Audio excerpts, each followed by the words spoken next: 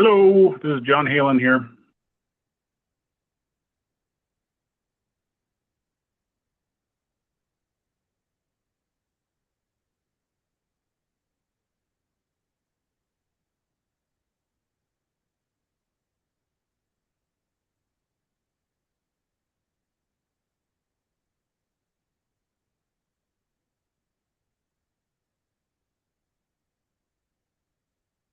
I can't really hear anyone.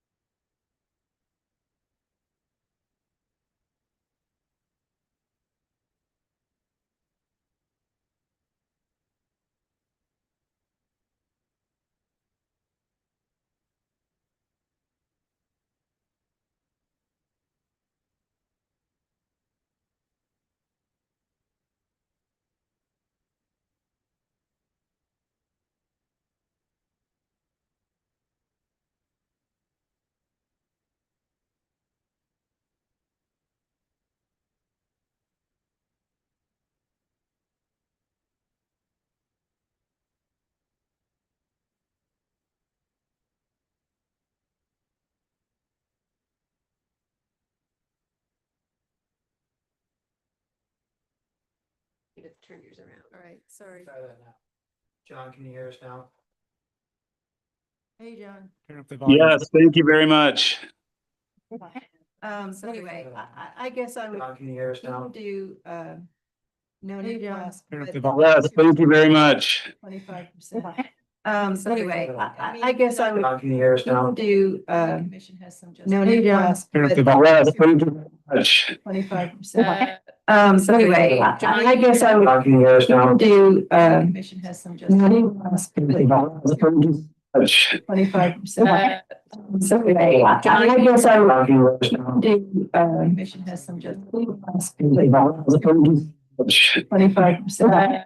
Anyway, I guess I would John, can you hear us now? do, commission has some just. I think you 25%. behind. John, can you hear us now? The audio issue, just a second. Okay. Let's see, John, can you still hear us?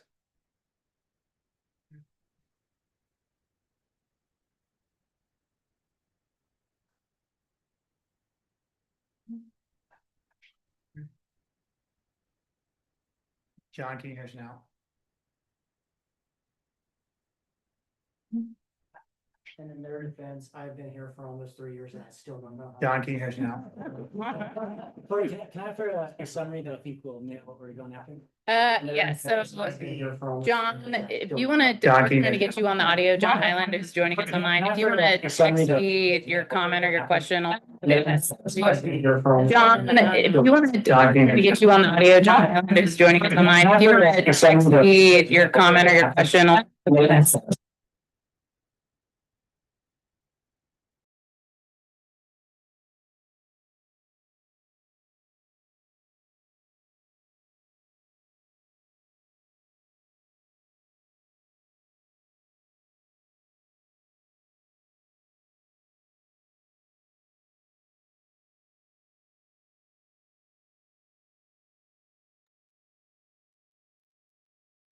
John, can you hear us now?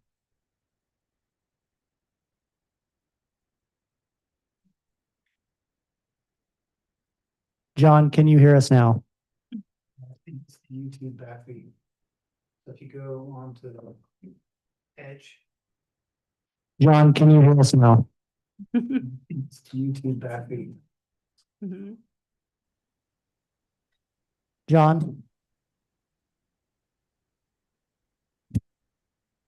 He should be able to hear us now.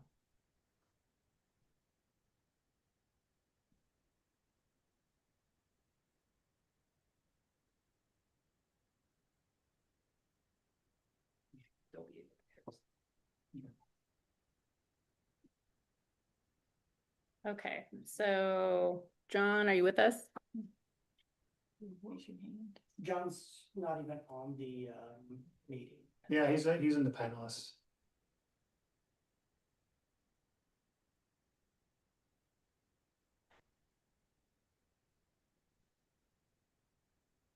Okay, well, we're waiting for John. We just need to make sure the recording and the broadcasting is working. Okay, Welcome. okay. And you have quorum without John, so hopefully he can hear if everybody else can hear. So go ahead. Okay, great. John. Well, I was just trying to summarize for myself because there's like a question mingled in with James's comment, and if I understand correctly, we're advocating for removing design review. You're exempt from design review if you're in the BCD and doing a TI, provided that you have no net loss of glazing, or provided that you have less than 25% loss of glazing, or whatever the planning commission decides to put into that section. Is that what we're saying? Correct. Okay. And if you had a recommendation that I could share with the planning commission, that would be helpful. I mean, those guys are pros.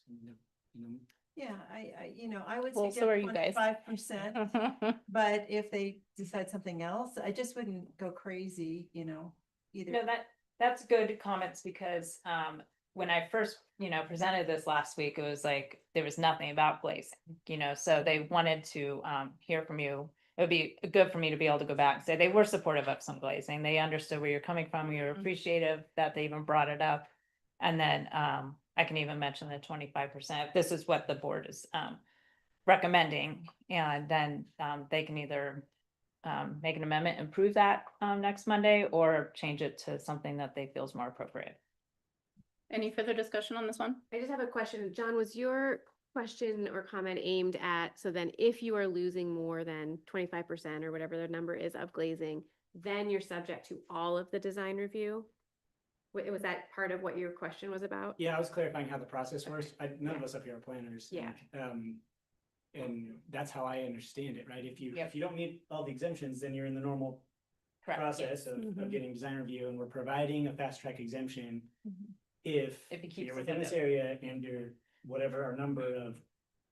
Okay, That's yeah, fine. I just didn't want anybody to leave this with the idea that the only thing you'd have to do is your windows and you wouldn't have to comply with the rest of design review. Yeah, okay. As long as we're all on the same. Yep. Great. All right. I guess I say I think 25% makes sense. Yeah, If I you're in agree. motion for that. All right. Is there a motion to recommend the proposed amendment to the Bend Planning Commission and the Bend City Council for 25%? So moved and a second. Second. Great. And those in favor? Looks unanimous. Great. Thank you, Pauline. Thank you. All right, we will go ahead and move on to our next presentation for the day. Also really excited to welcome these folks to the room. So the core area business and property owner impact section. So this is something a bit new perhaps for this board, but this idea that we're inviting folks who are in the core area in the Bend Central District and what the impact of some of this work is, and the realities of being a business or organization in that area. So welcome. There's a little bit more to this. Thank you. Thought it would be easiest to present the materials with this one. And if you could both just state your name for the record and welcome to CAB. I am Christy Schmidt. I'm Connie Peterson. I am the, by default, owner of the property at 355/401 Northeast Second Street. So thank you so much for this opportunity. As I mentioned, I'm Christy Schmidt. I'm a broker with Compass Commercial. Connie said that she is the owner of the property, and want to thank you for your time and most importantly, your interest in discussing this property that we think has substantial potential for the city and also challenges as we move forward. The property, as Connie mentioned, is 355 Northeast Second Street. It's a 1.5 acre parcel that sits between Bimart and Project PDX's platform development site, or the former Les Schwab site along Franklin. And I handed out property flyers that have some additional details. Connie and her family have owned this property for many years, actually decades. So she's here to provide some valuable insight as we move along. We were invited here to discuss the property, talk about the opportunity for the city, and also to share with you the challenges that we faced over the last year and a half, trying to sell the property. So as you'll see on the flyer, the property contains a 20,000 plus square foot building. It's a commercial building. As I mentioned, it's an 1.5 acres. It could be repurposed. We actually had a local nonprofit spend quite a bit of time looking at doing just that, purchasing the property and repurposing the building. But unfortunately or fortunately, depending on your vantage point, we couldn't make that deal come together. Regardless, looking at the strategic location of this property and its size, we do think it's a rare and unique opportunity for the city of Bend to increase its footprint in this most important and vital district. So we'll move along, because at the same time, we do have kind of broader challenges that I'm sure you're aware of in the area. And so over the last 18 months, the houseless issue, the subsequent drug activity, graffiti, and waste just continues to increase. And Connie and her family have been forced to hire a private security team. Also work with our local biohazard waste company for significant cleanups. And I hope it's okay I share this, but Connie and her partner are in their 70s. And even at their age, they're on site quite a bit, helping with those cleanups, helping with maintenance, covering up graffiti. And the problems just continue and continue. So do you want me to speak for just, I do want you Yeah. to talk about the street problem also. That's but my I'll- next point. That's your next point. What point do you want me to? I have Okay. very little left, and then I'm gonna turn it over to you. Okay. Connie has a lot more experience on the property than I do, and she can share that with you. Connie mentioned the street issue. So another barrier that we have found that was actually brought to our attention comes from the final decision with the platform development. So within that decision from the city is the requirement that if any developer comes along in the future, they will be required to what would be a costly improvement to connect First Street to DeKalb. And I included an insert in the flyer that I actually pulled that aerial shot from the decision so that you could see how that street connection is depicted. And you'll notice it cuts through a portion of Connie's building. It bisects the property itself.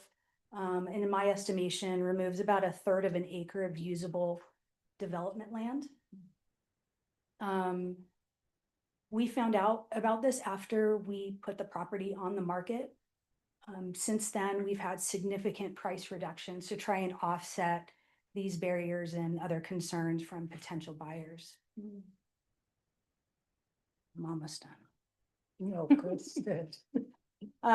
With that said, though, and we've talked about, we still believe this is an extremely unique opportunity for the city of Bend, given its size, its location, presents a wonderful opportunity for the city.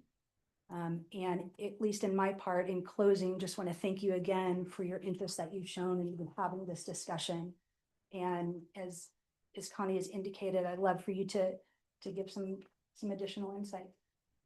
Yeah, so my parents actually have owned this property since 1969. Okay, they originally operated a business from the property, and then when they moved out of the area, it's been almost continuously leased, to someone. I mean, we've paid taxes on it, but someone who has occupied that building has paid taxes on it. I became responsible for the building when my mother died. My father died in 2010, and then my mom died in the same month and year that this change that required that bisecting of the property was enacted. So it was a surprise to me. And I mean, my mom may have received a notice in the last year for life, but she was an intensely independent person. And I would have hoped that she would have provided that information to me, but she didn't. So that came as a big surprise to us also. And in terms of the experience with the property, the former tenant was in there for 17 years. It wasn't the exclusive reason that they declined to exercise their first right of opportunity to purchase it or to renew their lease. But now stepping into what their experience was, it was a significant detriment to doing business there, especially once the navigation center opened on 2nd and Franklin. That's gone now. So we had this little golden time. And this is so hard for me because me as a person, I've volunteered at First Press when there's been a warming shelter there. I've taken water out to Hunnell Road. I'm a native Oregonian, but I spent some time in Central California, and I was part of a community group that provided services to houseless people. So I'm the farthest thing from a NIMBY. It's just a heartbreaking situation down there.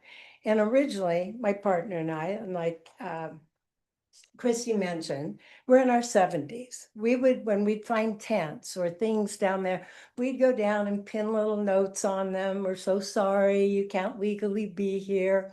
And Jason Galt and Sherry Meisel, code enforcement people, encountered us doing that and said, please don't do that. 95% of the people that you're encountering down here are just strictly down on their luck, are homeless for a variety of sad situations, but that's not everybody. So it's not safe for you to be doing that. So then the idea came up of hiring a private security company. And again, just who I am as a person, talked to a couple of companies that are like, oh yeah, we'll be down there with our AK-47s and we'll run those SOBs off of there. And that didn't sit with my value system, right? So this is a pin, this one, Gold Shield Security, have more of a community policing approach to trying to have relationship with homeless people. So things were kind of cruising along, occasional problems, occasional tents. And I understand what my responsibility was to file a letter with the city saying that I would trespass anyone who didn't have permission to be there, and we did that. And then if the police are not successful in getting someone to move an RV or a car or a tent or whatever else, then you have to call in Central Oregon Biosolutions, also a good guy. He has great compassion for the houseless too. But so there's these expenses, the security company, the Central Oregon Biosolutions, thank God, they Eric from Bar Towing was able to convince someone that had put an RV on the property to move it off the property, because if I would have had to pay to do that with there's environmental regulations, it would have cost me $3,000 to move an abandoned RV off the property. Obviously, there's no income coming in. This is just a just flat out expense. And yet, of course, we have to maintain city water. That's $500 a month, even though there's no water use, or very minimal, because I'm a social worker. So I tried to do this in a relationship-based way. I've made relationships with the officers that have to respond. And through that, we had an opportunity to make the building available to Ben PD. Occasionally they do their canine training there and their drone training there. And of course, free of charge. That's great. That's a win-win to have an occasional police presence there. Used to minimize. Well, now that China Hat has closed, it is exponentially more difficult down there. And I didn't have anything to do with that segment on KTVZ that aired, a week ago Friday. I didn't.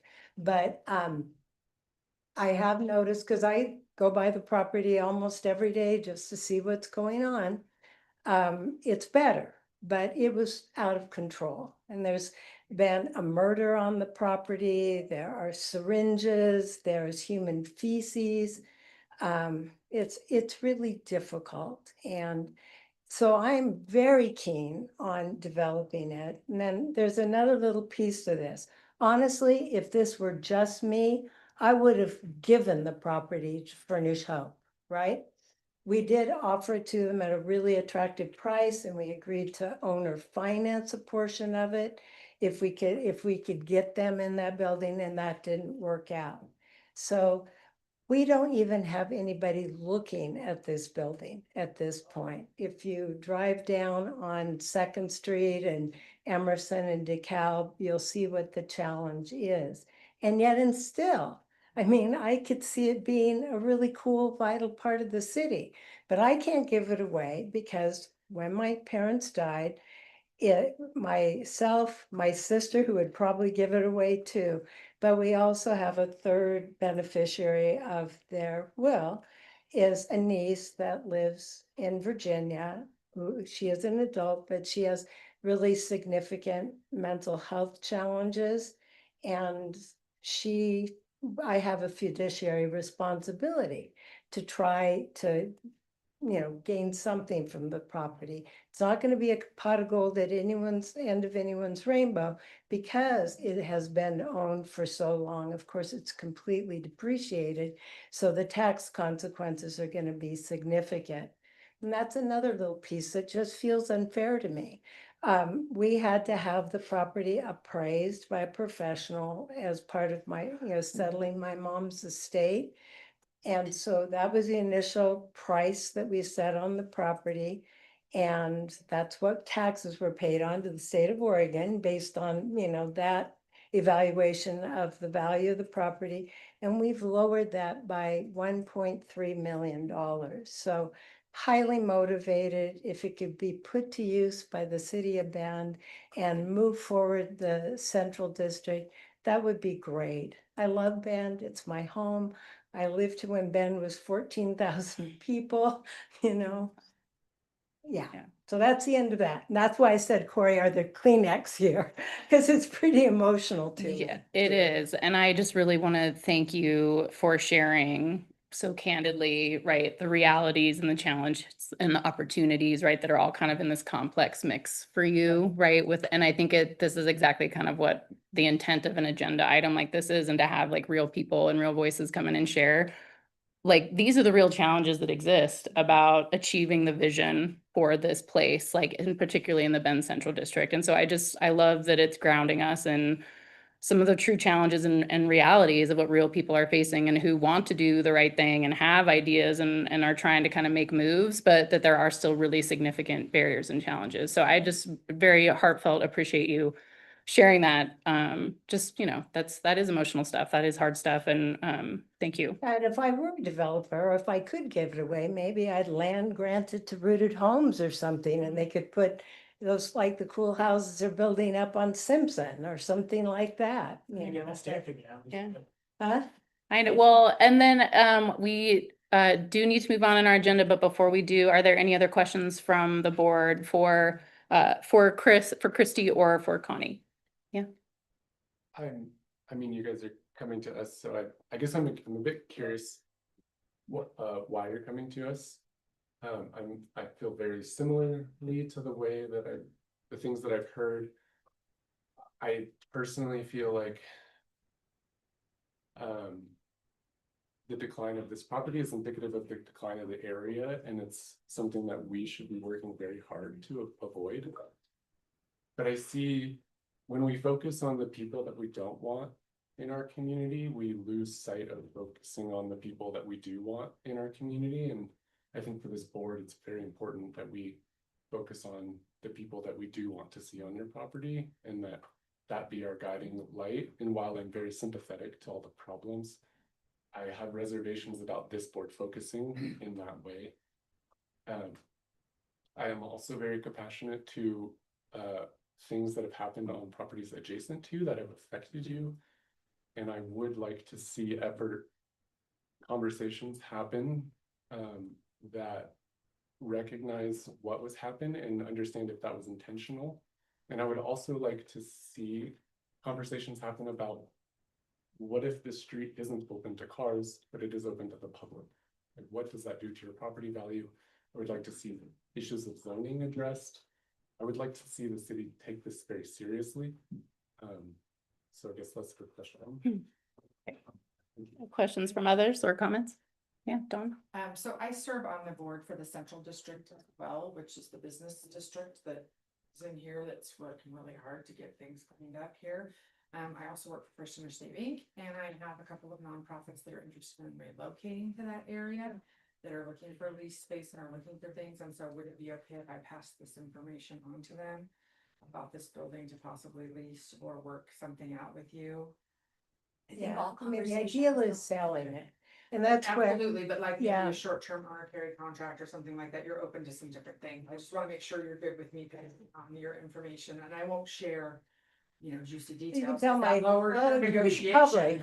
It's not recorded. But I just want to make sure I'll go ahead. Yeah. Okay, there's one that I have. More off the top of my head conversations. Looking Yeah. for something in Yeah. that size range that would.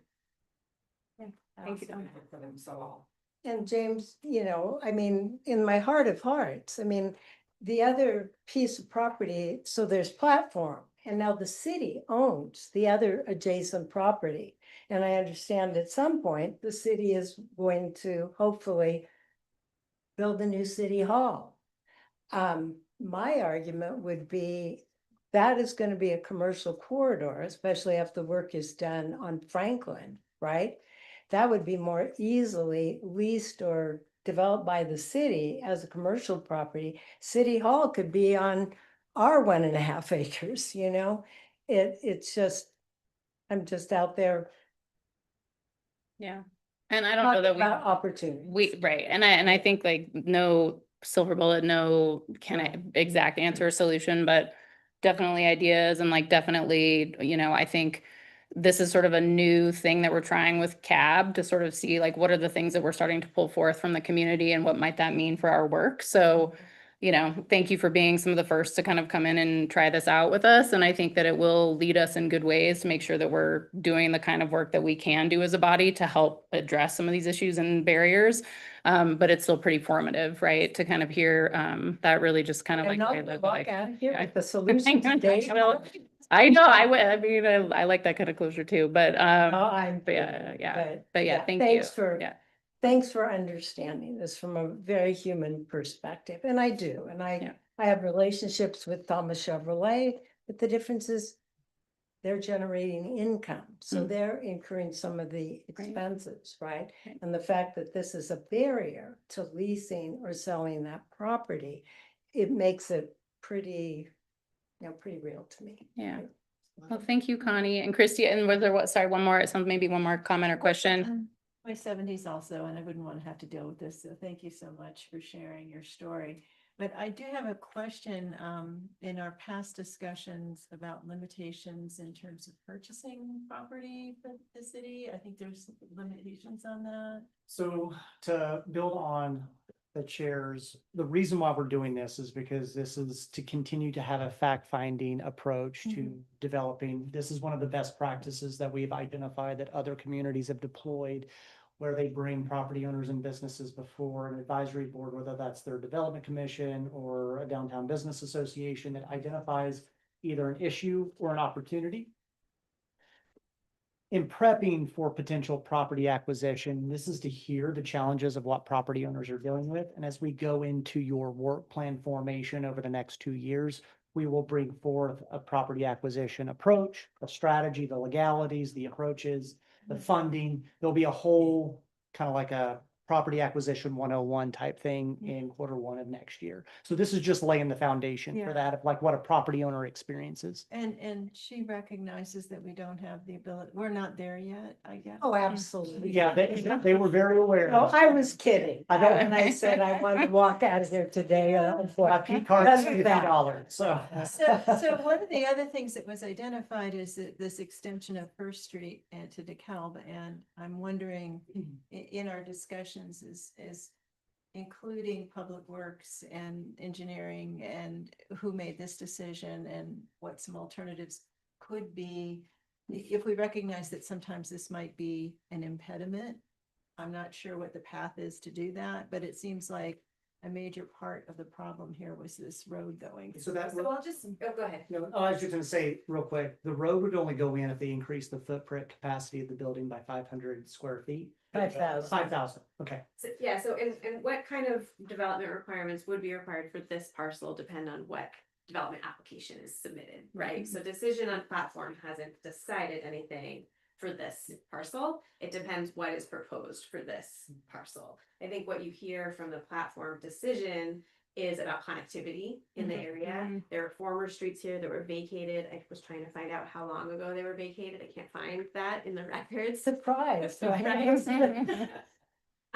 So just to say, I think there hasn't been, the platform development didn't make a decision about development on this lot, but there's requirements throughout the code about connectivity of streets. So just some context there, but thank you. Okay. And so I see you, John, but also this next agenda item, I think is going to take a good chunk of time. So if you have a short comment or question, great. Otherwise, I'm going to keep us moving.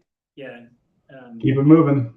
I think one opportunity for the city is to unencumber the project with a full vehicle street at First and DeKalb. I think that's a good idea. And I don't know how that can be written in, but the rules for connectivity that are in the code get really funky when you have a sweeping train track coming through and you've changed First Street into a lunar and you're putting 200 people on a place where cars are completely transportation obsolete. I mean, I live a par 5 across the highway over here, and there's no way I would drive over here. It's just always choked up at Franklin. So whatever happens here is going to be pedestrian driven. So I like the concept of like, perhaps we can unencumber the property by allowing alternate means of connectivity, because it's just unique. It's in a weird elbow. So that's it. Yeah, and like I said, that I don't think that decision's been made for this property, right? What the application of the development code looks like is Correct. what is proposed on this property. Yeah, it's just the development code overlays as if it's a normal parcel. There's the requirements for connectivity, but how they be Right. applied haven't been decided. Christy, Connie, thank you very much. Thank you. All right, folks, we're going to move on to our final agenda item, and it's kind of the bulk of our meeting today.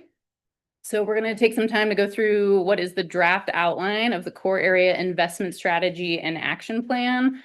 This directly builds on our conversation last CAB meeting, where we are now putting a finer grain lens on what some of the work may be ahead of us based on the agreement and sort of support of this group to move forward with some of those big picture goals that we discussed. So just a lot of appreciation and kudos to Jonathan and staff who've worked really hard to kind of bring it to this next iteration.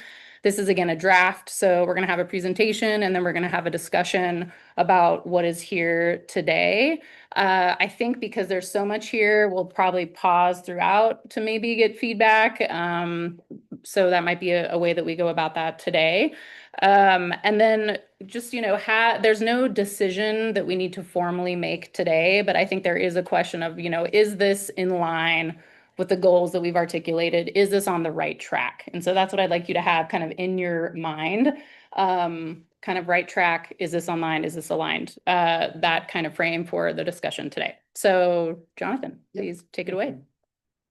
So this has been a culmination process of nearly a year that started last November when we put together the original, very first draft investment strategy for the Urban Renewal Agency.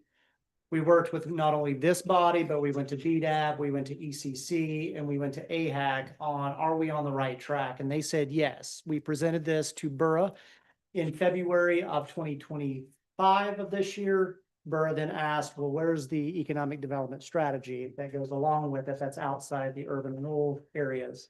On the spot, I said, well, we'll do the economic development strategy as well. So now we've grouped both the investment economic development strategy and the investment strategy of the Urban Renewal Agency into one product. And Katie is our new economic development officer, who is now kind of being the conduit between the economic development side of things and the urban renewal side of things. So we're taking a more holistic office approach.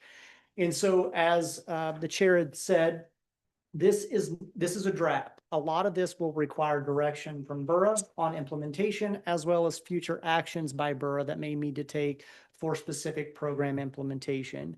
And to give a little bit of background, in April, you provided staff with an outline of how you wanted to approach this project. In June, you directed staff to create a proposed framework that dedicated 90% to private investments, which also includes both on and off-site public infrastructure at the request of the developer, and then 10% of investments to public infrastructure, which is city-led or borough-led projects. And then in last month, you directed staff to take the more quote unquote risky investment, which was between $7 and $8 million, both counting and not counting the Franklin reallocations of 1.5 million, along with the CAB priorities. And so we have now taken all that and created this more of framework. But then you'll notice there's a lot of more narrative than what you might have been expecting. And so what we're trying to do through Katie's direction is to not only use the Invest BIN strategy as an education document of what economic development is, how it can benefit the community, why we need it. We're also going to apply that lens to the investment strategy. What is urban renewal? Why do we need urban renewal? What is the things that we can accomplish, and what are some of the best practices around the country that have used urban renewal to do the same things for the core areas?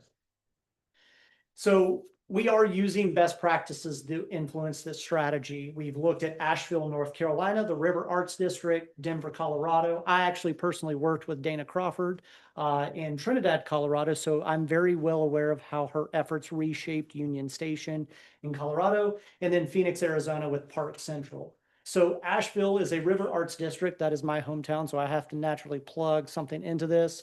It was transformed by a simple development of a river walk. They partnered with both the Ford Foundation as well as Buncombe County, Asheville, and activated through green space development old industrial buildings.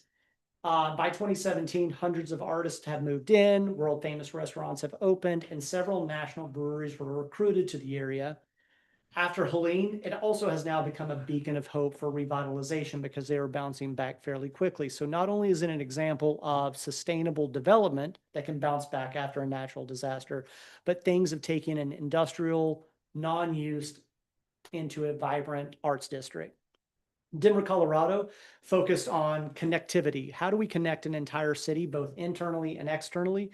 It was a $500 million investment into the station, which produced massive investments on 19.5 acres, brought in new office, new retail, and new residential development. And then Phoenix, Arizona, Park Central, it's a midtown area of Phoenix. It is hitting major milestones of revamping a 4.6 acre development, including new tenants, restaurants, and hotels. So part of crafting a strategy is developing a vision of what you want this to be in the next 5 years. Obviously, we know through the core area report of 2019 what you want it to be by 2050, but what do you want the investment to produce by 2030? And working with Corey, and obviously this can be refined as we go throughout the next several months, but we've started at a basic bare minimum that the Bend Central District and the core area is an emerging, safe, and welcoming arts, entertainment, and business district where more people are choosing to live and new businesses are being established. We know that we can't accomplish everything in the next 5 years, but if you have an emerging district that is where more people are choosing to live, more businesses are opening, and it's not a just 8 to 5 p.m. district, you'll be making your milestones of what you want the core area to be by 2050. And then the investment summary is as such. That borough will invest and leverage $8.9 million. This includes the $1.5 million Franklin allocation to encourage at least 3 private projects that invest a total of $100 million.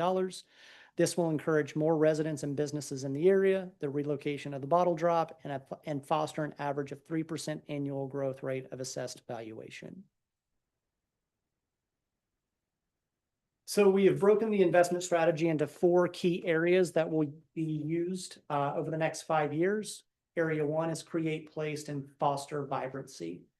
So what we are trying to do through this category is build upon the foundational work that was presented in the 2019 Core Area Project Report. These initiatives outlined are designed to inform strategic policy and capital investment decisions with the objective of advancing infrastructure and development within the core. We have heard through both the memo that was submitted and as well as the BCD that we want to identify and determine catalyst sites. We want to identify sites through the high value property map of where potential development is pivotal to meeting your investment strategy.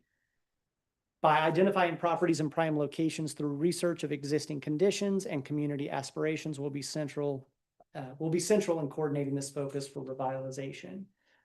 One thing through the best practices approach, and you'll see that this is something that wasn't necessarily to discuss, but we found through working with parks and wanting to continue working with them, how do we activate existing areas? While we know that redevelopment of future catalyst sites can spark development in the core, we also know that these developments may take 3 to 5 years to actually produce anything. So how do we provide a starting point to re-energize and reshape the public realm? So we are looking at actively greening, both passively and, how do I say this? Actively and passively greening vacant and underutilized spaces in the core area. Strategy 3 in this area will be build and inspire more urban design. So building off the urban design framework, which is a transportation focused framework for the core area, we would like to develop a forward-looking, bright and accessible conceptual design plan for investments in the core area in the Bend Central District. So both putting the high value property map and conceptual designs together to go out there and recruit developments that said, this is what the development of the area could look like based on our current development code. This is what we're willing to offer in terms of incentives in order to, so we're trying to tell a story through financial means as well. And then open space, art, and wayfinding development. We want to work with Bend Parks and Rec District as well as private properties to both actively and passively green the core area. So identify locations for park placement and development, as well as are there spaces along 3rd Street, 2nd Street, Greenwood, Franklin that could use a little bit more beautification efforts that doesn't necessarily fall into the facade and frontage improvement grant. So some of the proposed deliverables and investment levels, and I'm sorry that this is so little on the screen behind me, but the number one thing that we've heard from the core area is to develop that high impact property map. So we want to create and develop a focus map utilizing established criteria and mapping overlays. This map will be used to inform future CIP and investment planning. This is obviously a free service that we could use our OPM and our GIS services internally. We will work with you and the BCD and property owners to determine what are the overlays we want to add. Is it frontage roads, primary, collector, arterial? You know, the world's your oyster on this one. And then the property acquisition strategy. Using a high value property map and activation map, develop a property purchasing strategy to identify and acquire relevant parcels in the core area, utilizing tax increment financing for future development incentives through low land cost or borough-led development. The activation map. This is something that we internally, through planning as well as a couple of proud community advocates, how do we identify public spaces and areas that have the greatest potential of just being simply activated through public investments? So this could be parklets, plazas, mini parks, greening sidewalks, xeriscape. The world, like I said, is your oyster. It's how do we activate and visually transform the core area simply and quickly in order to continue that public perception that the core area is actually redeveloping. This is something that we'll continue to work on over the next 2 years, is identify and fund those capital improvement projects in order to meet the overall area transportation needs and infrastructure requirements of the core area.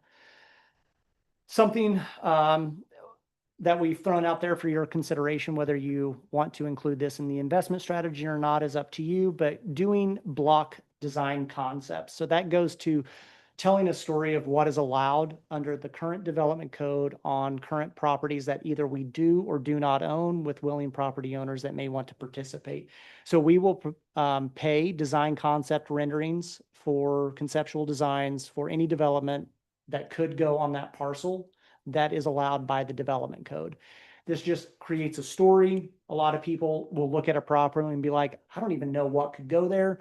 But if we had the ability to fund design renderings of saying, under the current development code, if it's a commercial mixed use, this is what it could look like in the next 5 to 10 years. Catalytic site development plans. This is also utilizing, if we did acquire property, how do we design those sites? Those are also conceptual renderings. The core area revitalization effort program. This was changed name of the facade improvement. We thought that care for our core is a good way of selling that program. So it's what's being proposed on October 1st to Borough, with the intention that this body will be the sole administrator of that program. The core area green rebate program. This goes to actively and passively activating the core. It is a property tax rebate program that if somebody wants to quickly green their property, they can get property tax on their current value. So they get to participate in the core area without actually having to do so much substantial development. So it's also rewarding those that have been long-term property owners in the core area, but may not have plans to massively alter or develop or produce tenant improvements in the future. So they get to benefit a little bit from the core area as well. And then park identification. This is something that has been identified that Allie had worked on. One of the metrics when this was adopted was 100% of residents are within a half a mile of a green open space or park within the core area. So by 2050, we want 100%. And so to continue and to move that metric along, we'd like to include Parks and Rec in that development in the future. And then also starting to put some dollars to that effort. So this total area of the create, place, and foster vibrancy is 2.5 million proposed. And we're gonna pause there. So thank you, Jonathan, for walking us through all of that. I would like to hear, and I am gonna invite Rachel up, just to kind of talk maybe a little bit about some of the parks pieces that we see here. But before we do that, Rachel, do folks have reactions, questions, comments about what was just shared with us for this, particular focus area of the work? Well, I had suggested the GIS overlay map, and I really appreciate that you're taking advantage of that, because you said that we actually have quite a lot of information already, which is terrific. And I did have a question, and maybe Rachel will get involved in it, but if somebody greens their property, but then later they want to develop it, so the greening of their own individual property is sort of an interim until they do something else kind of thing. They wouldn't be restricted, say, it wouldn't be. And then the other thing I just wanted to bring up is when you're doing your conceptual design of what could be done on lots, is to identify anything that you see as an impediment, and bringing it back to us. And you say, well, I went through this and I realized, oh my gosh, the setbacks are just too onerous, or the height limits are too onerous, something, if there may be nothing, which would be great, but if there are things that you identify as impediments, it would be great to bring it back to this. So that'll be the program. If you do approve this through the investment strategy, that'll be something that you get to create and recommend to borough. Okay. So this is a broad, this is what you could do. Oh, and in 2014, I was in the River District and it was wonderful. As a native of Alexandria, Virginia, the Torpedo Factory area is also a good one to look at but the city is much more involved in that. They basically own the factory, but it's a great, I hope it comes back as strong as it was in 2014. So. Have you met me? This is how we are in North Carolina. All right. Yeah, James. To the tandem, I also queued into the design concepts and renderings, and I would be more in favor of the city actually taking certain blocks and doing their own pro forma based on the development code, rather than a visual thing to just show ourselves what counts and what doesn't count on these lots. I think that would be a better investment of 200,000. And then the core area green rebate program. So Jeff Speck's Walkable Cities book provides plenty of references that says that street trees are by far the best investment that a city can make, best return on your investment. So I would vote that $100,000 spent on street trees in the core area would be a way quicker, easier way to green the public driveway. Well, this is also, we can do that. We can add that into this program as well. But what this is just trying to encourage is existing property owners that don't feel like they can participate in the urban renewal district because they're not massively redeveloping their property, that they get if they put a tree on their property, they can get a rebate. Yeah, whether it's added or in place of, I think street trees they're always a win. James, other comments from folks? Yeah, Jonathan, thanks for talking us through that. I'd like the care for our core. I hadn't heard that, so that's a cool addition. The one thing I'd like to see added is more input from the business community on what they'd like to see in the area as suggestions to kind of lay the framework. So we're working with Kurt. This will go to the BCD in October for their review. Yeah, and I'll share that you'll see some of their stuff reflected in this plan. This one may be a little less so, but in some of the other kind of buckets, there's some pretty specific BCDBA stuff. So good. Thanks. Yeah. Anyone else? Do I see any other hands, comments, questions on this section? Okay. Rachel, so just a couple things from me. I feel like the activation map, which is this identifying public spaces and areas that can be activated through public investments and like parklets and plazas and those kinds of things were mentioned. Obviously, that's very firmly in that kind of like parks bucket, different types of urban parks. And so that one, A21, and then the A43 at the bottom of the document, parks identification, seem like they're kind of like, I don't know, a little bit of a double up, or that there's like a real significant degree of maybe overlap there. And so there might be some need to kind of explore how those two could fit together. And then I would really love to hear from Ben, Parks and Rec's perspective, right? Because this conversation about where are parks going, how do we integrate them, what are we doing, has been with us from day one. How do you feel about what is described here in terms of actions and strategies for continuing to move this part of the puzzle forward? And is there something else you'd like to see that maybe isn't there? And you should probably come up to a microphone. I apologize. I'm just seeing this for the first time right now because I didn't get a packet, and I don't know if one came out, I just didn't get it. So I haven't had a chance to socialize, so I'll speak as a park planner. And we've talked about this. Can the deck go back up? So I Oh, can, sorry. speak to it. I just don't have, I don't have a packet or anything either. We just got it. Oh, no problem. I wasn't sure since I wasn't you sure if weren't the the meeting only was one. happening or not yesterday. So I was like, oh, did I miss something? Yeah, and I just think but I it's, still- yeah, and I think a quick note for the public, so Rachel's not alone in this. I think that there was a rescheduling of CAB meetings that happened, canceling it under one former staff, now rescheduled under a new staffer. And so I think we still need to get those on everyone's calendars. So just a recognition that we've got a little end to tie up there.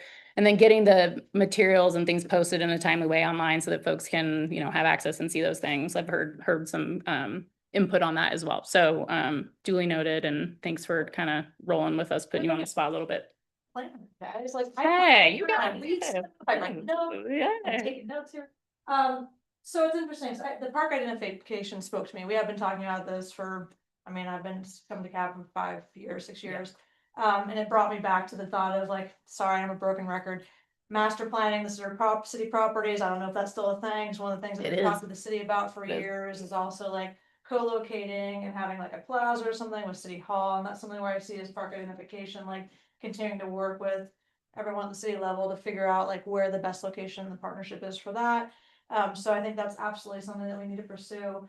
I see the activation map is different. I scratched my head a little about that one, because it's at least right now, and I'm not saying we won't, but we don't do a lot of smaller spaces, and I think we need to. And we gave you all a presentation years ago, and really in our next comp plan, we need to think more broadly about how we build parks in these new spaces that we're having, because we are frankly a suburban park agency, and it's not a dig. It's just that's the way we've developed over time. Most of our neighborhood parks are 4 to 6 acres in size, and that's not going to work here. So I see some differences and some nuances, and maybe Jonathan can share more ideas, but like, the activation map concept appears to be something that is both public and private, so someone could do it on their own property.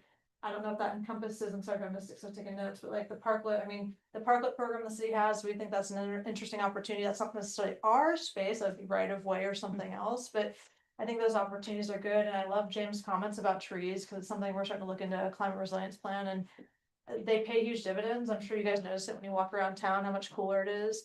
And certainly on the eastern side of town, if you look at the maps that are done like Trust for Public Lands, there's less tree canopy on the eastern side of the city, which is, it's inequitable, right? And so I think that's a great suggestion for near term of how to beautify streets and provide the shade that's going to take, we all know it takes decades, right? So we should probably get started sooner rather than later. So maybe there's some duplication, but I also think that activation, that's maybe a little bit more broader than the one below. Okay. So Great. that's my initial response, just like, I like to be prepared, and so that's all. Like, Yes. so that was the only thing. So. And I would just say thank you for your kind of on the spot, off the cuff, very, very much appreciated input. And if there's other things, right, as you've spent more time with it and look at it, right, like please send that input so that we can kind of incorporate it into a future version. So thank you very much for that. Yeah. I think my other comment had to do with the green rebate program, really want to second what James shared, what Rachel just shared. And just note that there is maybe potentially a tie-in. We have a new tree code here at the city of Bend. There is going to be some sort of, mitigation fund that is really going to be aimed at really bolstering tree canopy in some of our most under-treed areas. I would imagine the Bend Central District is one of those. And so again, this has like $100,000 line item, but I do feel like there could be a connection to some additional funding here to really bolster this outcome.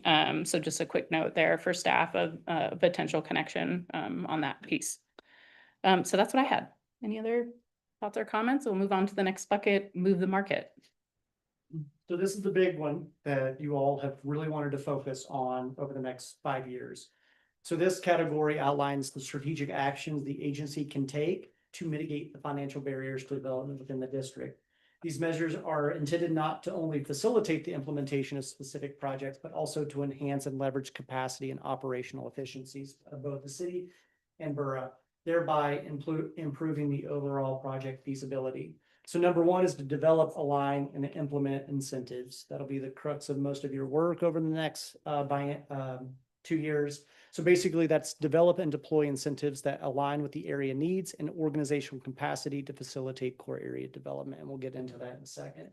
And then the next one is something we're hearing through our stakeholder feedback for Invest Bend. It's encourage streamlined permitting and rapid investment decision responses. So a common constraint to development we're hearing is the permitting process, their requirements, timelines, expectations, and cost. In looking at the core area, most of the parcels are small parcels, so we understand that these are going to be smaller developers that do not have the financial resources to carry that carrying cost if permitting gets delayed. So the Bend Urban Renewal Agency and the Core Area Advisory Board will advocate and partner with the city of Bend to encourage a streamlined permitting for projects that occur in the BCD and the core area. And also rapid investment decisions. This is something that Katie is taking on, is how do we make decisions in a timely manner to where we can deploy those resources immediately and effectively. So those are the two. So we're going to go into the deliverables and the investment levels. So we have talked about a small business loan now for a year, and we are going to start putting the crux of that together. Part of that will be, how do we provide low interest loans to targeted core area businesses? These loans can be used for both pre-development and project hard cost. And some of the questions that you'll be determining over the next several months is, do you want to partner with a lending agency? Do you want to underwrite your own loans? Do we want to partner with a CDFI? Putting the bones to, or putting the structure and the flesh to the bones on the project and programs that you want to implement. The next one, Borough adopted in August an affordable housing loan program. We want to implement that into the core area over the next several years. That's already been developed. It's just administering and implementing that. The next one is that Catalyst Development Program or programs. This is what I've heard from you and what I've heard from BCD and business owners, developing a program or programs that get development out of the ground immediately and effectively.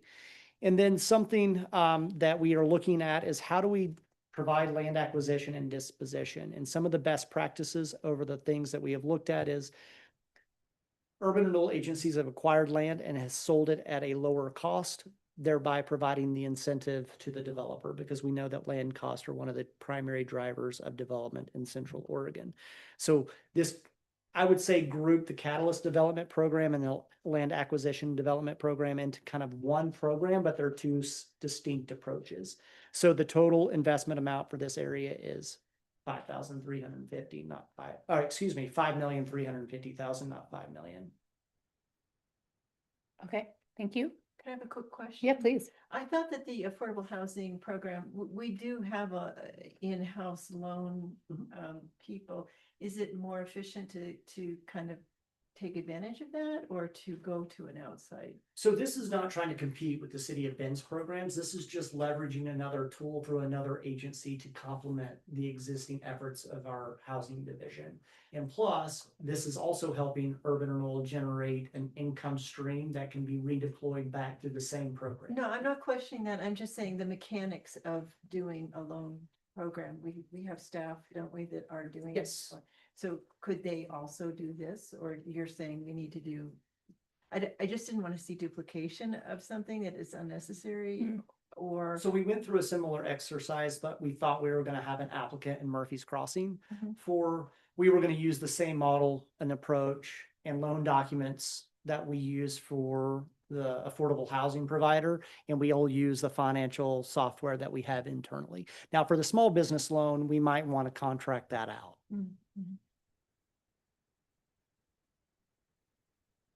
Thanks. That was just my question, is if we have people, staff on house to just do it in-house, or if we needed to go out. I'll let Matt answer that. Matt's coming up. Good afternoon, Matt Stewart, Real Estate Facilities and Housing. Yes, so I think there's a lot of continuity between the departments. We all operate under kind of one umbrella. We're definitely looking at that group of hiring additional compliance officers to sort of also assist with that. So yeah, we would be able to use higher staffing continuum, I would say, to work through these. That's great. I have one question on the affordable housing. Correct me if I'm wrong, but my understanding is the tiny TIF is aimed at those, for the affordable component is aimed at those making 80% of area median income. I'm not entirely sure about that, but I believe that there are groups of people making substantially less than that the city is really struggling to address. What's the affordability for the tiny TIF? The tiny TIF is 90% AMI or below. That's where, when we did the policy justification last year, that's where we noticed through our research, that is the range where people start being cost burdened. And I'll leave that to a broader conversation that the home committee will have as we move forward, but that's where we determined, and it's also very hard for a city to incentivize those units that are 60, 50, 40, 30. And so we also are now required by Oregon Housing Needs Assessment methodology to produce certain amount of units in both the 0 to 30, 31 to 60, 61 to 80, 81 to 120, and 120 and above. And so Borough basically created a middle income kind of tax rebate system. The affordable housing loan program is truly for the affordable housing that's defined in our comprehensive plan, which is 80% for home ownership and 60% for rentership. Okay, yeah, I'm very supportive of straight up giving money to affordable housing. I think it's a great thing that we need to be doing more of. I would like to see a holistic view on the groups that we're able to address in other programs when we consider what this program is aimed at.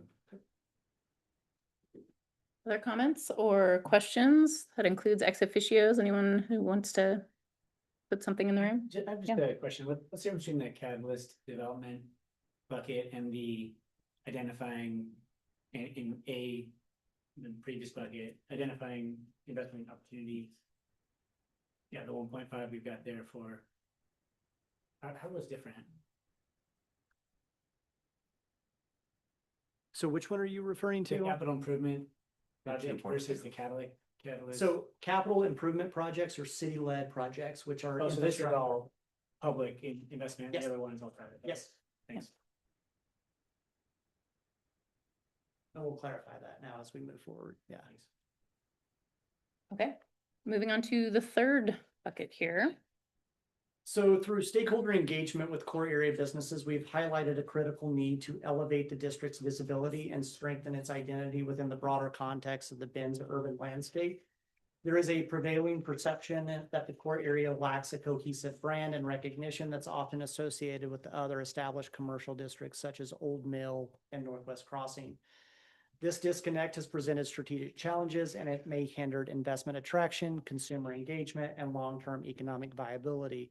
You saw in our last meeting where I showed VO bike ride shares does not even originate or end mostly in the core area. So there is a perception that is associated with the core area. Addressing this issue will require coordinated branding, placemaking, and marketing initiatives aimed at integrating the core area into the city's overall identity while emphasizing its unique assets and development potential. We've heard from BCDBA that we need to create a brand for the core area. It is recommended that the city convene local partners to initiate a branding campaign that captures the future vision of the core area and the Bend Central District. This should be a collaborative effort. At this time, we're saying it should be led by the Core Area Advisory Board, but the City Council or Urban Renewal Agency may task that to another body. However, if it is this body, we want to encourage that partnership to continue with relationships that are already in place. And then an annual investment summit. So every year we are proposing to have an annual investment summit, potentially partnering with the Chamber of Commerce, our local lending institutions, anybody that does development for the core area, in order to have a come together summit that can effectively market and recruit new businesses and development in the core area. This summit will build on the capacity among local and regional stakeholders about the ongoing vision and future investment opportunities and partnerships that may be available in the core.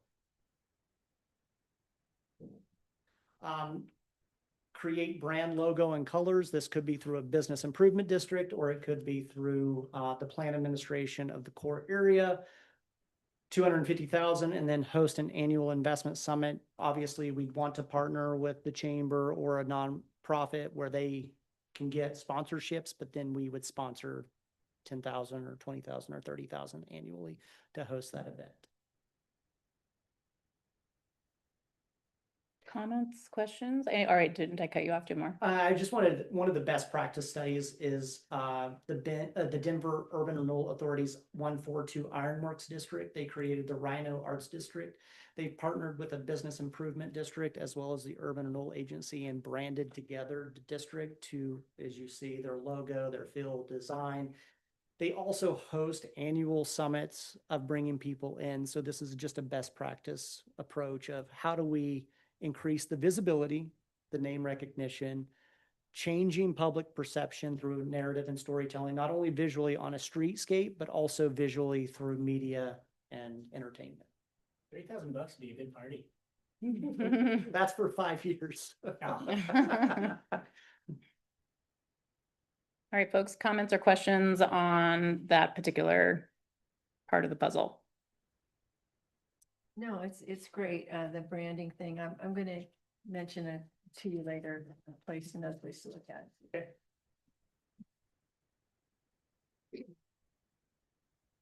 And then lastly, the last one is leverage efforts and build capacity. So by leveraging investments, enhancing organizational capacity will be foundational for maximizing the economic impact of the core area. By both strategically aligning public and private capital, Borough can amplify the value of limited resources, catalyze additional investment, and accelerate project delivery. Together, these approaches create a resilient framework for economic development, allowing Borough to not only meet the needs, the immediate infrastructure and development goals, but also position the core area for sustained growth and competitiveness. So one of the first strategies is to explore and support the establishment of a business improvement district. While we can leverage tax increment financing to accomplish programs and projects, there are certain projects and programs that we are not authorized by state law to engage in. By establishing a business improvement district, they can assist the core area by promoting, marketing, safe and clean street initiatives, events, business support, landscape, and maintenance services, basically everything the Downtown Business Association does. Foster collaboration. Should the city decide to establish a bid, it will take substantial time over the 2030 investment strategy to implement. Until that time, immediate steps can occur on branding, marketing, and design. If a bid is ultimately not pursued, this recommendation is equally important. Build internal structure and support.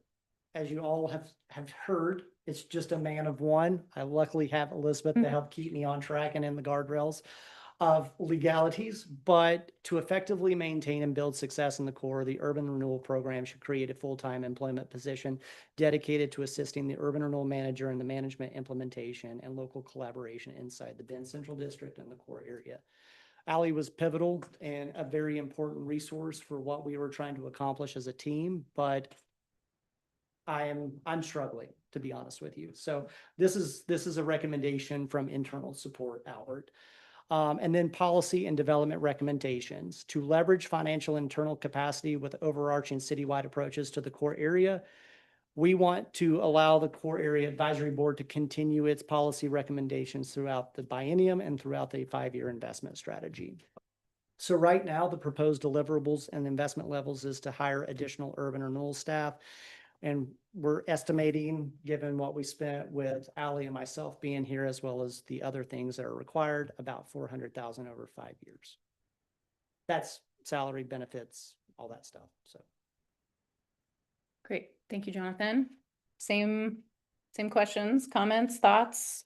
Yeah, thank you. I would agree. We need staff.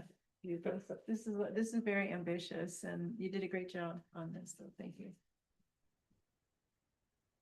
Other comments or questions? Was it the last? And then we'll go through the, like the work plan that you're gonna have, policy recommendation conversations that we need to address next meeting. So this is the investment strategy. Yeah, okay, yeah, I guess I was kind of saving the comment for once we rolled out all the recommendations on investment, but it is ambitious. There's a lot of time that it would take to do this well. And so I was curious about how the chair and staff sees that floor plan working.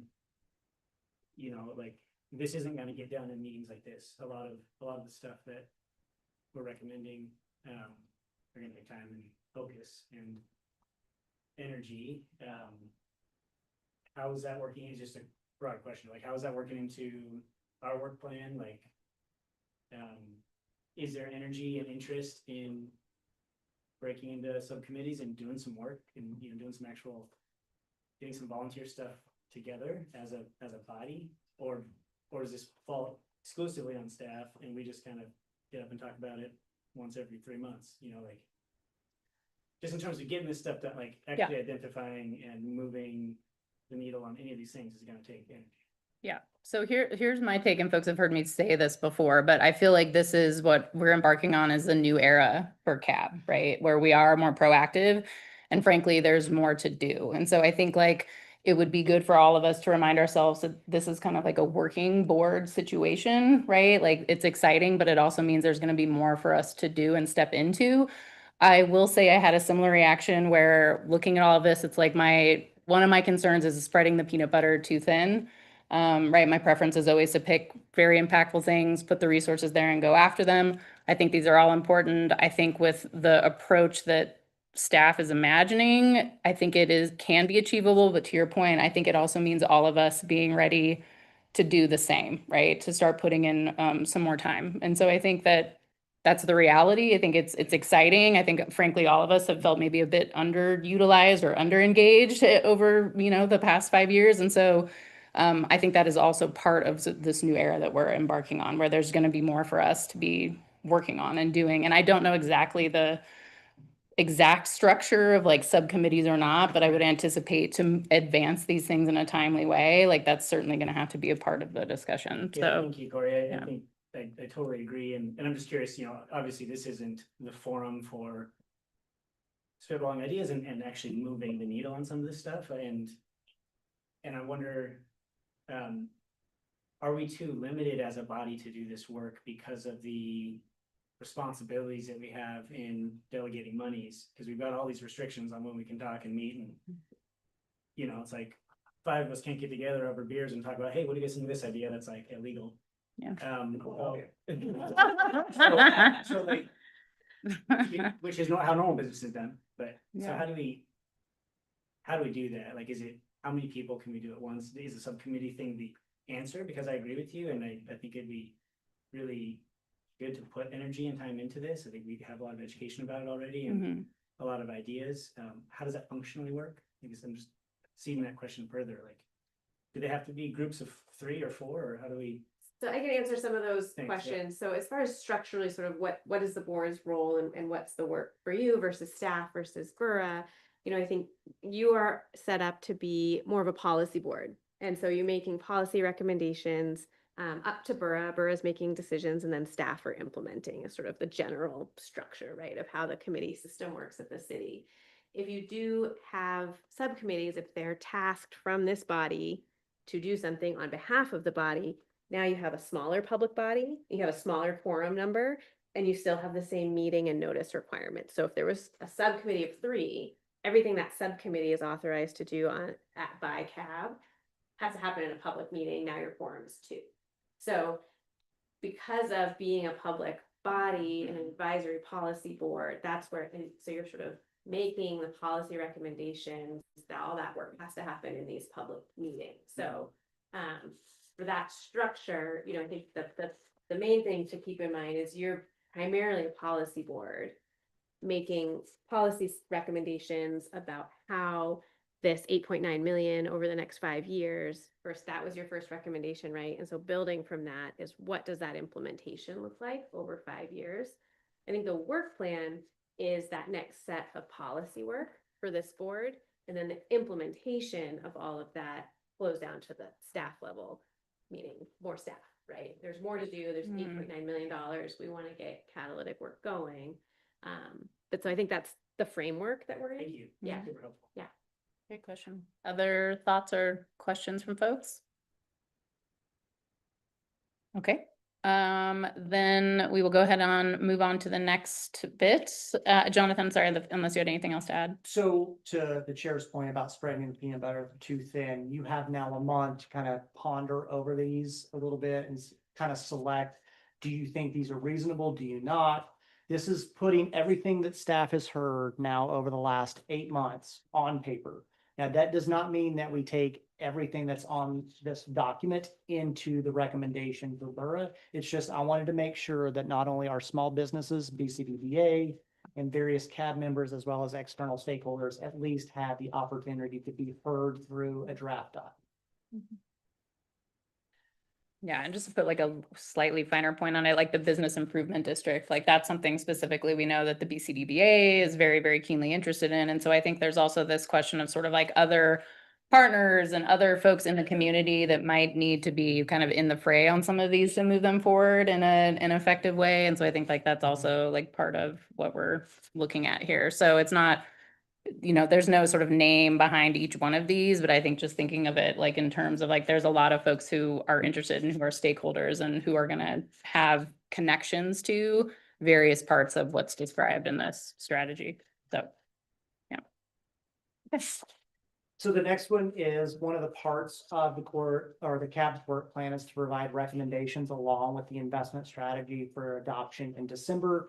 And you saw the preliminary recommendations at the last meeting. And so these will be further refined at the October 2025 CAB meeting. So we want to put a narrative of what you're recommending to council and why for their consideration in the future. So the first one is Drake to Juniper route via Hawthorne Crossing. I think what is the landing? How is the accessibility going to be from the point entries? Clarify timeline and resources for all city-owned properties within the core area. Open space and park development. Is that a partnership with the city, borough, and or all of the above within Parks and Rec? The sewer infrastructure, currently borough has $3.9 million that we allocated to the CIP for South Business Central District improvements. It's that sewer line that goes under platform. Do you still want to keep that in there? That's part of that $8 million. So right now, 3.9 million is currently tied up in a CIP. So if you want to make adjustments as we go through the work planning process, we'll make a recommendation of where to reallocate those funds. We heard from the last two meetings that you want to enhance CAB borough assistance. This includes SDC exemptions and CIP assistance from the city for borough approved projects. Obviously, that would require massive code changes and methodology updates, but also the legality of having a methodology that is completely standard across the city. So that will require future exploration if that is something you wish to pursue. You want to continue leveraging limited TIF dollars through city partnerships or outside stakeholder partnerships. You want to increase internal risk tolerance, so making more riskier decisions or quicker decisions for projects in order to get them to move forward. Provide space for borough to function, so adequately schedule time for borough to meet and consider projects. We've heard from a couple of you that having borough occur at the very end of a city council meeting might not be advantageous to certain developers. You want to establish a business improvement district to help leverage those TIF funds. Expedited permit review for all projects in the core area until 2030. Substantially reduce or eliminate core area transfers to the general fund, and then request reallocation of the Franklin 1.5 million to other efforts, including property acquisition or strategy. I do know that council is having a broader conversation about Midtown Crossing transportation improvements and funding, which CAB and TBOC are meeting next week, September 28th. Yes, September 28th to discuss whatever council directs them to discuss. So this will be a part of the broader conversation, but it is something that you need to keep in mind. What do you want to do with that 1.5 million if council does say X, Y, and Z? 29th. Right. Oh, 29th, Yeah. I'm sorry. It's not a Sunday meeting, don't worry. And I think just to kind of remind folks that, you know, there's kind of the CAB borough piece of this, right? The things that are in our purview that we can move on, that we can do. But we've also recognized that there are really specific things we also need to recommend to the city and sort of parallel and connected actions that we really need them to take to be truly effective in our work in CAB and borough. So it is a partnership. And so that's kind of what this slide is speaking to a bit, right? That it's going to be things that the city's going to have to lead on and hold and make decisions about. And so, you know, that distinction I think is just important to keep remembering and keep recalling that it's going to require that kind of like dual action. And that's why we'll have some recommendations that will go to the city from us on some of these things. So, yeah. So are these all topics for future conversations? They can be, or you can offer those policy recommendations with the investment strategy. So this is what has been discussed over the last several months. And if there are other that you would like for consideration, please forward those to me. Because they don't all have to go in October, November, and December, but we want to make sure that City Council and Borough is aware that these are the policy conversations that are occurring at an advisory board level. Because they may ask you to further explore this, or they may ask you, we do not want to hear from this. So they get to decide what they want to accept on the recommendations. Comment on the Steve? sewer one.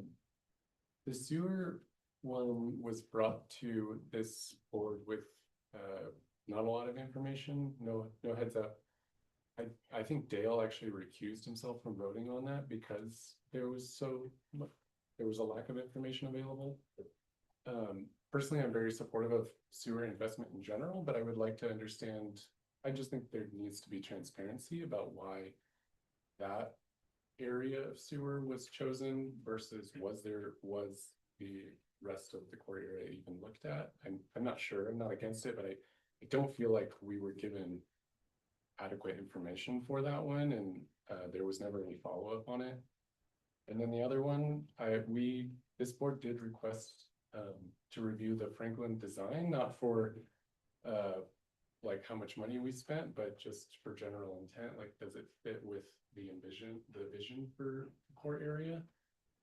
And I don't believe I'm told that we would be able to review that, but I don't see that here, and I see it as being very different than an allocation of money. So I think where that landed is council asked for a joint meeting with members of this body and TBOC, which is happening on Monday, the 29th, to have that conversation and talk about what that design looks like and where that conversation sort of leads to at the check-in that's happening. And so before they make decisions, this is my understanding, you guys correct me if I'm wrong, before there's decisions made about we're doing X, Y, or Z, they want to have that input from TBOC and CAB members jointly first to inform the conversation and decisions that will happen at the next meeting following. I understand that meeting to be a policy level discussion. That's like, hey, where do we direct resources? What I feel is missing that we've discussed is a reflection on what is the vision of the core area and what is the design of Franklin, and just some transparent discussion about how the design was done and what the vision is. Yeah. I see that being very different than a policy level allocation of funds. Could I ask a question Yeah, for please. clarification? So on the sewer thing, so at our last meeting, we heard that the infrastructure is actually pretty good in the central core. It doesn't, in terms of sewer. But is this like the moving of a trunk line or something that where the platform development is taking? What is this referring to? This So- 3.9 million? In March, I presented that we only had one primary infrastructure project that was on the list of dockets to do. And that was the First Street improvements, which would require the replacement of the sewer line trunk line. You had already allocated $10 million of your first 10 years or 5 years worth of increment to streetscapes and stuff like that. So this was a much smaller amount of CIP. However, in talking with Matt, I want to reframe what a CIP is. It's just a visionary document of what you intend to allocate potentially to capital improvement. It is not this is what it's going to be for the next 5 years. This is what we have to spend. We want to get away from technical CIP planning that is so restrictive, because what we wanted to make sure we had in the CIP was to do a capital improvement project over the next 5 years. If you had 3.9 million dedicated capital improvement, if you found something else that was worthy of $4 million, you didn't need to do a public budget adjustment. You just moved it between the project. So this was more of a placeholder. And so this conversation is, do you want to maintain that 3.9 million as a placeholder for a capital improvement project? If so, do we need to look at other areas of the Bend Central District for capital improvement? As a staff recommendation, we already know that you want 90% of your dollars to go towards private improvement, so it's going to require a budget adjustment anyway in order to reflect your recommendation to borough. Yeah. Other questions or thoughts? We have a few more slides to get to, and I just have one comment, Jonathan, just because it's come up a lot and I haven't seen it captured explicitly in the documents yet. Just the ongoing conversation of the relocation of the bottle drop, like that is in the, investment summary piece. And so I do feel like that probably belongs on this list. I don't see it here. Or maybe it lives under one of these other descriptors that are up here, but just want to note that I feel like that one is an important one to not lose track of. Okay, other slides still to go. We're doing fairly decent on time. So now I think we've got the more like nitty gritty of the work plan. So this is your proposed 2-year work plan based on the last 3 meetings. So you will develop and implement a plan to accomplish the proposed items by December 2027. To encourage adaptability, monthly review and modifications may be recommended by CAB or borough, or by CAB to borough. Create a high value property map, create an activation map, advise the core area block design and catalytic site development plans, develop and administer the core area green rebate program. That'll be a recommendation to borough. Borough then will have to create a program and adopt it and then authorize you to implement it.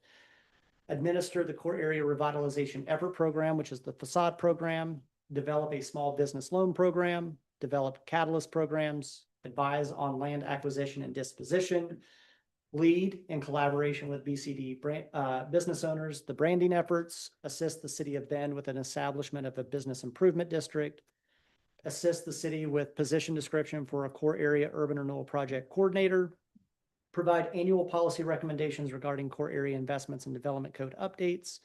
And then we want you to begin assisting more proactively with the preparation and making recommendations regarding the borough biennium budget. Just a few things to do. But you got 2 years, right? And 1 staff person. You still smile like a So, did I capture as a preliminary proposal what you're looking to do? And are there other things that you want to be considered as we further refine this plan in October? Because the schedule is, we want to have somewhat a final draft in October with your preferred policy recommendations for consideration by borough. We want to take it to borough at a work session, whether that is a subcommittee, council subcommittee of both the stewardship and community building in November. So this is not springing it on them without notification, and then come back in December for final adoption. I think you did a great job on the investment strategy, capturing and summarizing what we're doing. And it's ambitious, but kind of pointed at the right stuff. So I like it. Sean? So I want to make sure that you understand, if you look at the gray, that is your 10%. So we are trying to actively only allocate 10% of the up to 8.9 million to private development space activation. Most of it is to move the market, right? That's what you're looking to do. And then the next one is to create place and foster vibrancy, because those two go hand in hand, as we've heard from our public comments and business owners, as well as some CAB members. In order to activate a space sometimes requires development, but also in order to inspire development requires activating the space. So it's the chicken and the egg, but yet they work together. So the total proposed investment for the 5-year focus at the current rate of assessed value growth that we are projecting. Now we're hoping that this grows as we do these things and you'll have more money over the next 5 years. But the 5-year total is 8.9 million for your investment strategy. And then I do have like a mock-up of a work plan over the next 2 years, as you can see on the last slide, like how we can spread this out. but you guys get to determine how that looks over the next couple of months. It's just an example of, we can do this, but it's gonna require phasing this approach. And if it's just gonna be me for the next 2 years, then this is what it's based on, right? But if there are hopefully not 2 of me, but 2 urban renewal persons, we can actually do more in quicker amounts of time. Thank you, Jonathan. Okay, I think that's the final slide in the lineup. And so, like I said, sort of we keep stepping down this path, and more refinement on some of the bigger picture things we've been talking about. And so that main question that I posed at the start of the conversation, I think holds now, is what we've talked about and had presented to us today. Is this in line with the goals of the core area over the next 5 years that we've articulated that we want? And just want to take these remaining 15 minutes to kind of go round robin if folks have additional things they want to put in the room that they haven't yet, but just sort of a general indication if you feel like this is in line with the goals and moving in the right direction. So why don't we start? Did John ever join us again online, Chris? Yes. Can he hear us? I hope he can, since he's Just- been. May I, one real quick? Yeah. Here, as we go through this, I just want to make sure that you understand that when we do create policies, it goes through internal review, it'll go to Elizabeth, it'll be further refined, it'll be brought back to this body for further consideration, because we have to have our legal team at the beginning of every project. And then once you have a recommendation or a proposed project, it goes to Borough probably for a work session. Then it'll go back for their adoption. So there is a little bit of time built in that we've factored into this, but I just want to make sure that this investment strategy doesn't mean that on day one, these are all implemented. Yeah, right. Like, yeah, so. John, I'm assuming you can hear us since you're still with us and online. What do you think? Is it headed in the right direction and in line with the goals that we've identified for the core area for the next 5 years? Maybe he's not with us or stepped away. Be muted. No, it's good. Okay. Well, John, raise your hand if you want to chime in. Dom, let's take it over to you, and thanks for sharing your thoughts. I feel like we're on track, like that there's a plan. I feel like we've touched the things that are important, which is definitely getting some relief to business and landowners in that area to make necessary property improvements, to get some relief for landowners that, are struggling with some other really difficult things, and also to get some affordable homes in there. So that's a whole lot of work. Which again, like you mentioned, we made comments past that we felt unused as a group at times, where we've just not been put to work. So I guess be careful what you wish for. Thank you. How about you, James? Very optimistic, very supportive. Yeah, I think the plan is definitely on track with what we've discussed so far. I think with the caveats of relocating the bottle drop and then getting more information on the sewer improvement and the exact details of that project and what it looks like.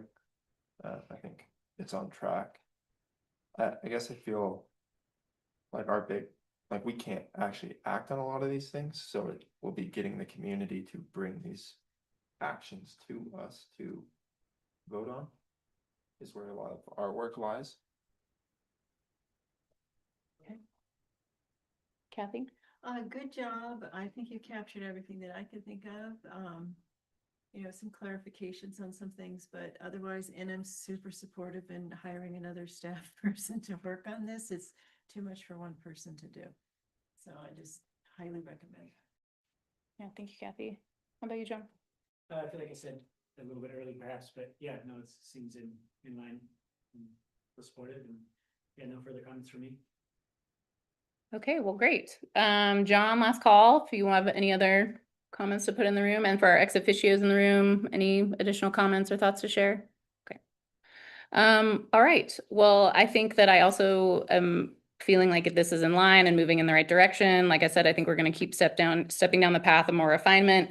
I think there's going to be a very good and interesting conversation at our next meeting about a lot of those kind of policy pieces.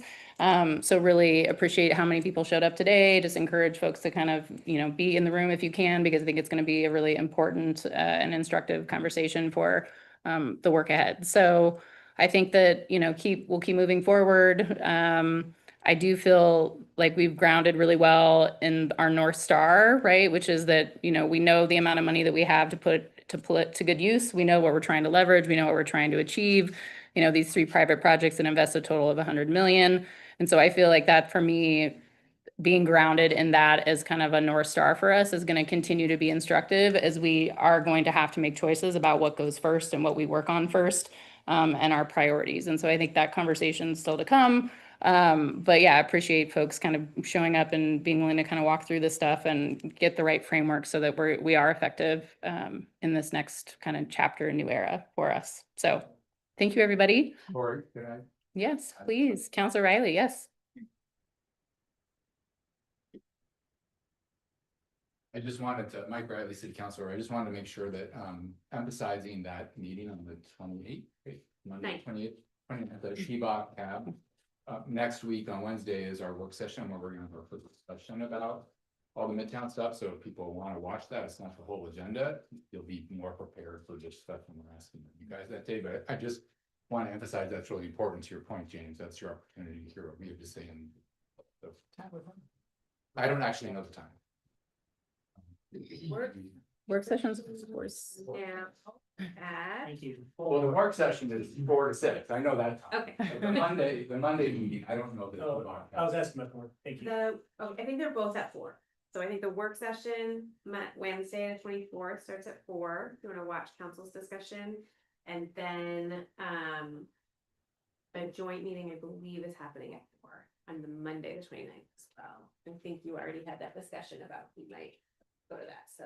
Yeah, and so just to remind folks, it's myself, Dale, and John who will be in that joint meeting with T-Bach. And I haven't heard who the T-Bach members are, but I think they have 3 as well in the room, so.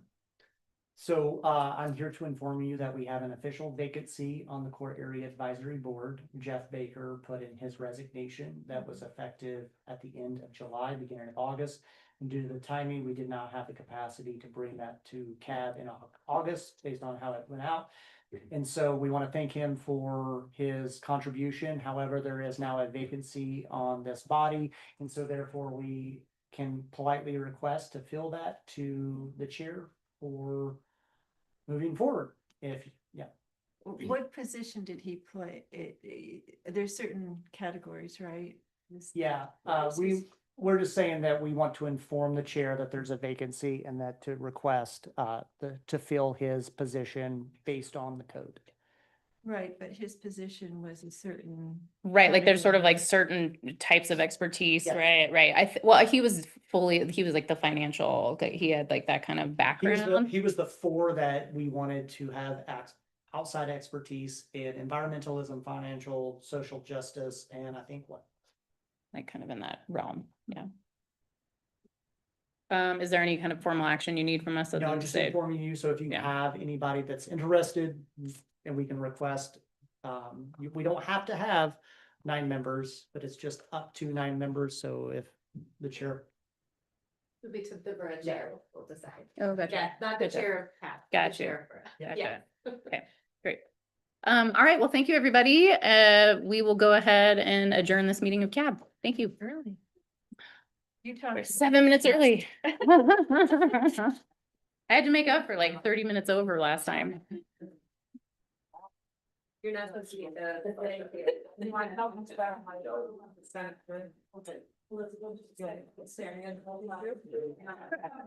I wanted to turn it down, but.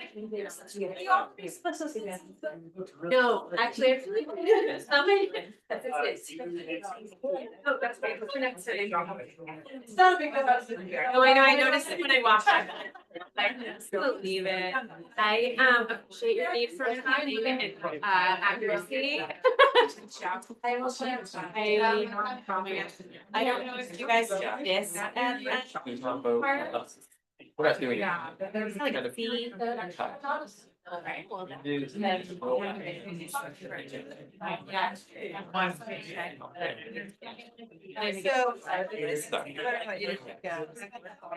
Yeah. Okay. Help everyone. Thank you. Now.